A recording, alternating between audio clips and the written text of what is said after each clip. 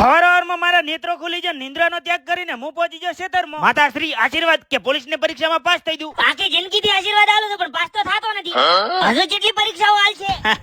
જો દે મારા છોકરા ના કે પપ્પા હવે તો રહેવા જો. તો બાટે ટૂંકમાં એમ કે ને આખી જિંદગી પરીક્ષાઓ જ આલવી છે. હાબુન મેલો કરીને મોઢા જેવું કાળું ટી-શર્ટ પહેરી લીધું ને સાઈ દરવાજો પાર કરીને પહોંચી ગયો રોડે. કાળા બૂટ જેવા ભાઈબંધને રિક્ષામાં નાસીને રવાના થઈ જાય ને ભીલડી પહોંચે મળી જાય થોડાક મિત્રો જે આપણા વિડિયો રોજ જોવે છે. કાળજાળ કંપનીની અંદર બસ આવતા મળી જ રાહત. ફલોણી તો ફલોણી પણ બસમાં સીટે નથી મળતી. સ્માર્ટ સિટી ડીસાની અંદર એન્ટ્રી લઈ લીધી બે ફેરું પહોંચી જાય બસ સ્ટેન્ડમાં. ભવિષ્યના કોન્સ્ટેબલો વચ્ચે મને મળી ગયું મારું ફુલાવર. ડીસાથી મહેશનો હતવારો થઈ ગયો પણ હોય છે બે હવે માર ફેર ઓલી બાજુ અલગ થઈને બે માજે એન વહુન તો હકોટી નાસી.